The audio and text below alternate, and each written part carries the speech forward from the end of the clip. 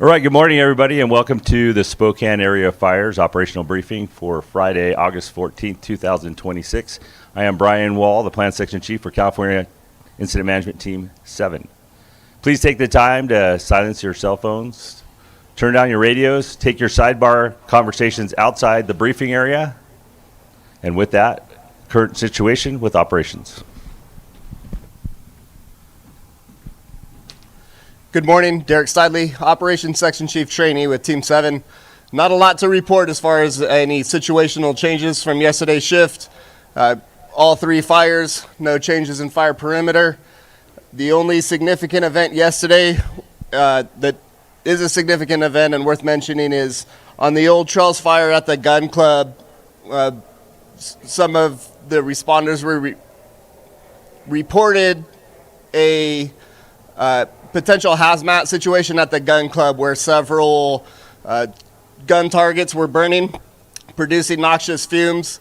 Everybody did exactly the right thing, notified their supervisor, put it up through the chain of command. We got it through communications to the local fire department, which sent a hazmat team. They did discover that it was producing two different poisonous fumes. We isolated deny entry, turned that incident over to the local fire department, who did the same thing, monitored it, and it will still be burning and producing fumes today. And so if you're out on the Old Trails fire, they have that all flagged off and separated, and please stay out of that area. Thank you. Have a safe shift. All right, to note, our objectives are still valid. They have not changed, but certainly review them with your crews. Now with the update in weather, I'm it. Good morning, Incident Meteorologist Trainee Caleb Grunsky. One small change to the IAP forecast, if you would like to pull those out and turn to page 3. In the Friday section where it says humidity for ridgetops, I have 23 to 38%. It should say 23 to 28%. So my apologies for not catching that. Anyways, today's weather will be very similar to what we saw yesterday, just a little bit warmer and a little bit drier. As I said, those humidities are dropping into the 20s across the ridge tops. Temperatures will reach the mid-80s in the valleys. The good thing is winds will be a little bit lighter with gusts of 10 to 12 miles per hour this afternoon. They'll be out of the northeast into the early afternoon, so I had to go forego my arrows, so apologies. Out of the northeast into the early afternoon, but then turning to be out of the north after 1400. So that's all I have. Have a safe shift. Good morning, Ryan Swanson with Fire Behavior. Not expecting much movement on the fires today because of the consistent mop-up that you guys have been doing.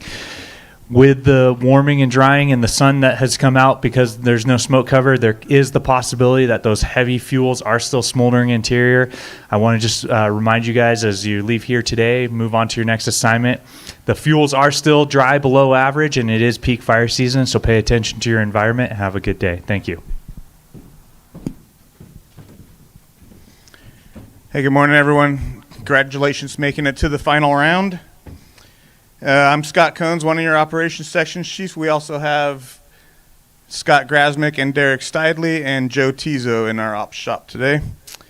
You'll notice, you probably already noticed, we got rid of all the division and branch breaks on the map, and in your 204s, there'll just be 3 divisions, one for each fire for today.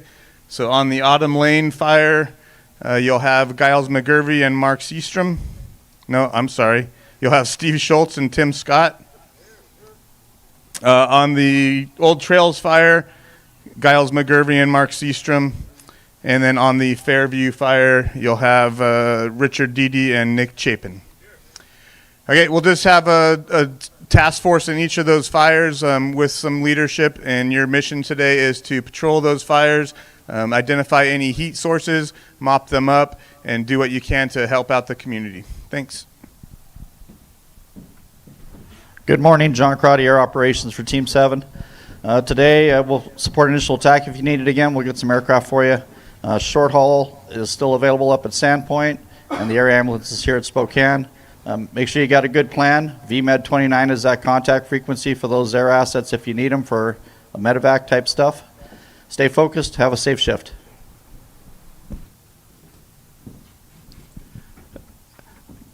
Good morning. My name is Paul Catino, safety for Team 7. This morning or today, you'll have 4 safeties out in the field with you. Also, on page 10 in your IAP, there is a mistake where it says that there's a lightning threat today. There is actually no lightning threat today. Just wanted to bring that to your attention. Also, thank you for all your hard work. And you should know that while we're on the downhill side of this thing, please stay vigilant and keep your heads up while you're out there still working. The temperatures are still a little bit high. Stay hydrated. Watch out for the trees and the heat down below. And have a safe work day. Good morning, Chris Oliver Communications. There is a change here in 205, so you will need a clone today. We have techs over here to my right. Go ahead and get a clone. We have pulled the NIFC system down. We are on the DNR Cheney repeater. We still have Spokane Communications here, so any IWI or information will be answering to Spokane Communications on the Cheney. Have a safe shift. Good morning, Jim Emerson Medical.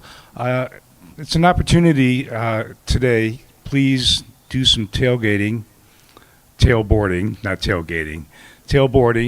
regarding your IWIs. We can still have any type of emergency out there. I want to let you know that we have your backs inside of this camp right here with just about every single member of Team 7 participating in your IWI. So we're here to help you out in any instance with an IWI. Also, as a reminder, the mountain medics will be open till 2000 today and then be gone.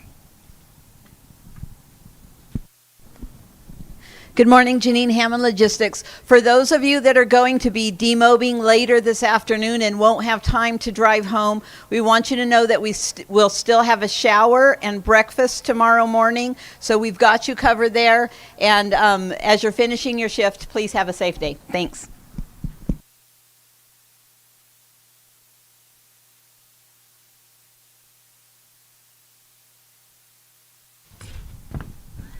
All right, some announcements before I hand it over to our distinguished commissioner and IC. So you notice in your IEP you have demobilization schedule. It's also posted around camp. Please adhere to that. It's very important. There's a system and a method to why it's organized the way it is, so we appreciate your compliance with that. Also, to finalize some of your finance and to pay you for all your hard work, we have representation from our finance to our left, and they will be up here in the front to turn in shift tickets and CTRs. And for those that are going to be assigned tomorrow, 0700 will be tomorrow's last operational briefing delivered by California Incident Management Team 7. It is my honor and pleasure to introduce our distinguished guests, 2 commissioners from District 9, Commissioner Anderson and Commissioner Bennett. Thank you. Can you hear me all right? Testing, 1, 2, 3. Anyway, wanted to come up here and thank every one of you for responding to this incident. This incident management team has been spectacular. Our community is grateful. Our district is grateful. And thank you very much for coming and showing up and performing at an absolutely incredible level. Thank you. Yeah, and I'd like to just reiterate that over the years I've had opportunities to work with a lot of different incident management teams, and this one is one of the best I've ever seen from top to bottom. And we'd like to thank all the crews that have been out here from far and near. I know we have still a long ways to go. It's been a real safe fire, but some of you have a long ways to travel, and we want to make sure you all get home safely. So this isn't over till that point. But once again, thank you for being here. Our community thanks you. I thank you, and our board thanks you. So be safe and Godspeed on your trip home. Thank you.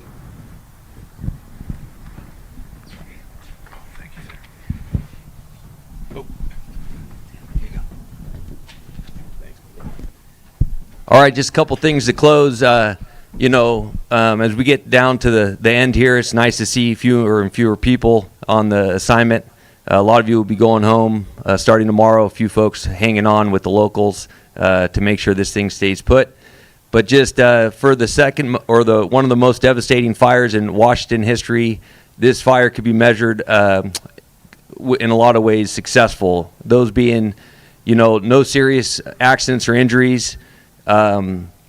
We were able to wrap this and wind it down back to the local unit within 2 weeks. PL5, that's huge, so we could get resources back in the system. And then the relationships, which is always important for us, they're a lot stronger now probably than they were when we first got here. So a lot of that has to do with all of your efforts. We view this as a team effort, not just Incident Management Team 7, but collectively with all of your support. So just thanks for all the help the last 2 weeks. Stay safe. If we don't see you, we'll see you on the next one. Thanks.